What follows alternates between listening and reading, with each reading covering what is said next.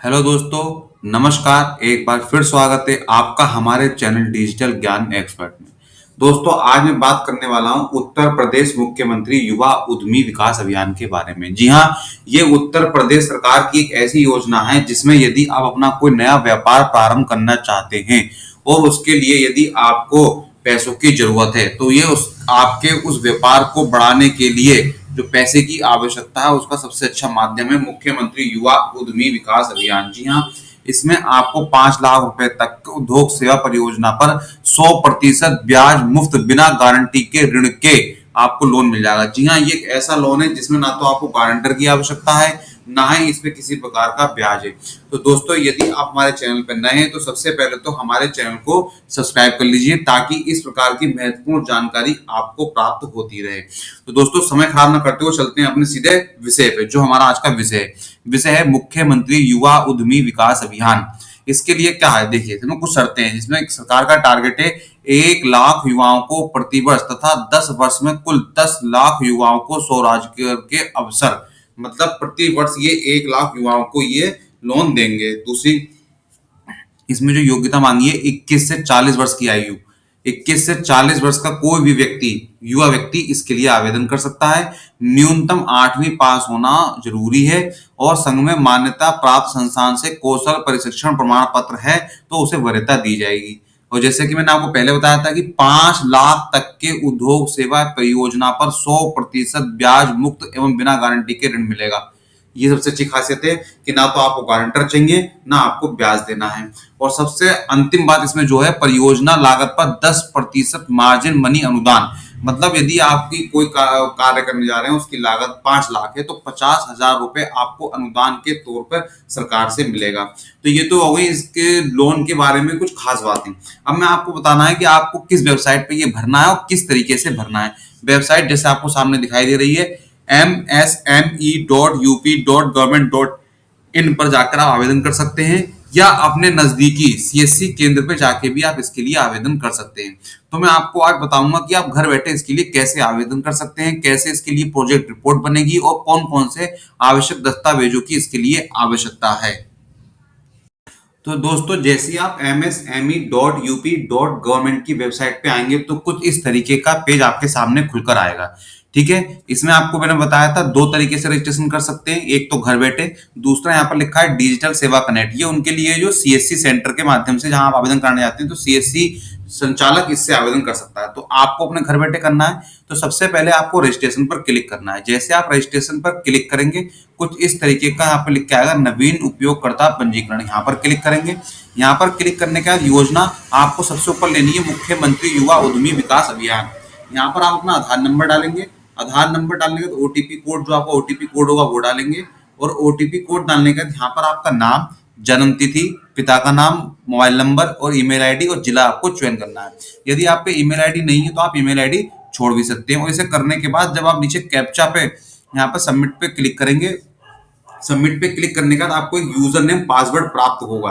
तो सबसे पहले आप यहाँ पर अपना आधार नंबर भर लीजिए। आधार नंबर के बाद जो ओटीपी आ रहा है आपको वो ओटीपी डाल लीजिए। जैसे मैंने यहाँ पर अपना आधार नंबर डाला। आधार नंबर डालने जब वैलिडेट पे क्लिक करेंगे तो एक ओटीपी कोड आएगा। ये वैलिड आ रहा है, किसी कारणवश आपने डाल के ओटीपी कर लेना, आपको एक यूजर नेम पासवर्ड प्राप्त हो जाएगा। यूजर नेम पासवर्ड प्राप्त होने के बाद आपको क्या करना है, जैसे आपको यूजर नेम और पासवर्ड जब प्राप्त हो जाएगा तो यहाँ पर एक लिख के आ रहा है उपयोगकर्ता नाम और पासवर्ड। उपयोगकर्ता नाम में क्या करना है, आपको अपना जो आपका यूजर नेम आया, जैसे जो भी आपका यूजर नेम आया होगा वो यूजर नेम और पासवर्ड डाल के आपको इसके आगे का कार्य करना है। मैं बता रहा हूँ किस तरीके से, जब आपको किस तरीके से ये आपको यूजर नेम और पासवर्ड डालने का आपको करना क्या है।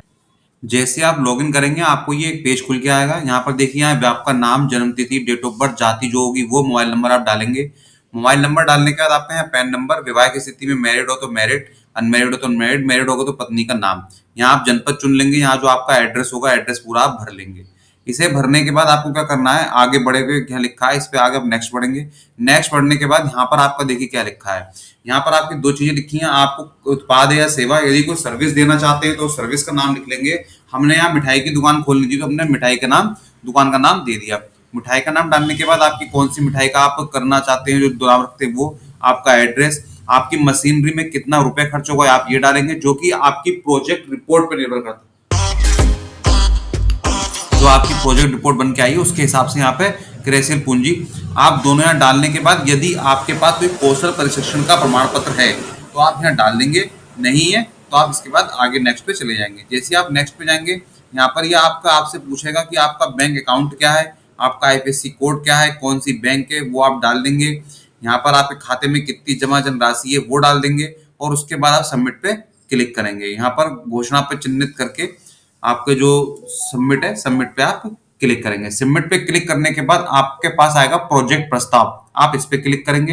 प्रोजेक्ट प्रस्ताव में लाभार्थी का नाम आ गया, मशीनरी उपकरण में हमने कितना खर्च करा है वो डाल दिया, ये अपना आ जाएगा। और जैसे आपको इसमें दिखा रहा है 4,81,160 परियोजना की लागत आएगी, ठीक है।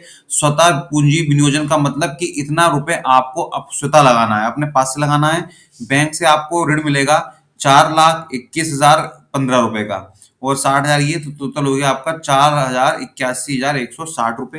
कितने लोगों को आप रोजगार देंगे वो आप यहाँ डाल देंगे और आगे बढ़े पे क्लिक कर देंगे। इसके बाद ये आपसे पूछेगा कि आप इस पते पे कब से निवास करते हैं, जो आपने पता डाला है वो आप डाल दीजिएगा। शैक्षिक योग्यता आपकी जो हो वो डाल दिएगा। प्रस्तावित कार्य के संबंध में आपको क्या अनुभव है, आय का स्रोत क्या है, आयकर हेतु मूल्यांकित है या नहीं है। यदि आपने प्रधानमंत्री जी की जो अटल पेंशन योजना है, जीवन ज्योति बीमा योजना ले रखी है तो वहां बंधन ना। बैंक के साथ कब से आपका खाता खुला हुआ है, परियोजना की आर्थिक संभाव्यता, कच्चा माल मिलेगा नहीं मिलेगा जो आप खोलना चाह रहे हैं, कौशल प्रमाण, ये कुछ क्वेश्चन है जो आप यहाँ भर देंगे। भरने के बाद आप सबमिट पे क्लिक करेंगे।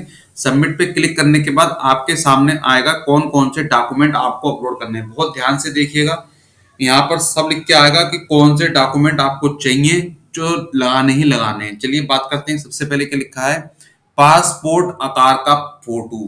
पासपोर्ट आकार का फोटो आपके पास होगा, हस्ताक्षर, आपकी मार्कशीट जो भी क्लास की हो, व्यक्तिगत पैतृक मकान के लिए बिजली बिल, वोटर आईडी कार्ड, आधार कार्ड, कुछ भी आप लगा सकते हैं। शैक्षिक योग्यता संबंधी प्रमाण पत्र जो आपने शैक्षिक कर रखी है,